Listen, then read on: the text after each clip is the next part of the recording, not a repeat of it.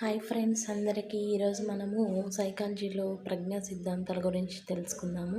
ఫస్ట్ది ఏకకారక సిద్ధాంతం. దీన్నే నియంతృత్వ సిద్ధాంతం లేదా సాంప్రదాయిక ప్రజ్ఞా సిద్ధాంతం, యూనిఫ్యాక్టరీ థియరీ అని కూడా అంటారు. దీన్ని బీనే ప్రతిపాదించారు.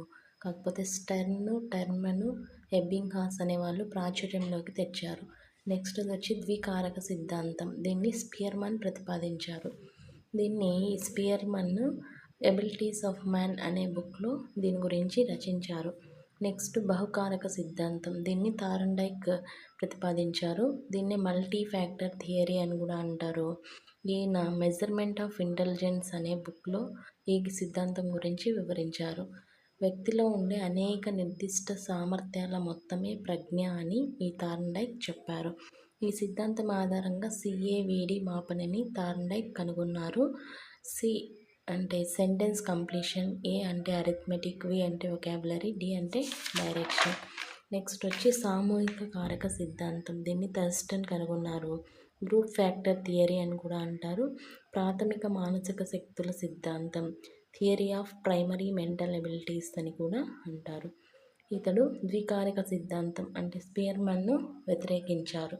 నెక్స్ట్ స్వరూప నమూనా సిద్ధాంతం. దీనిని గిల్ఫర్డ్ ప్రతిపాదించారు. దీన్ని factor analysis theory, model intelligence theory అని కూడా అంటారు. Very very important. Factor analysis theory, model intelligence theory అని కూడా అంటారు.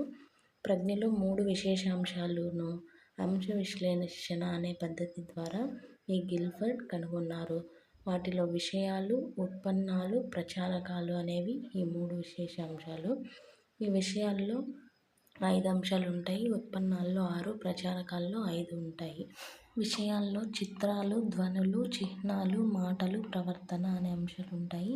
ఉత్పన్నాల్లో యూనిట్లు లేదా ప్రమాణాలు, వర్గాలు, సంబంధాలు, పద్ధతులు, రూపాంతరాలు, అంతర్భావాలు అనేవి ఉంటాయి.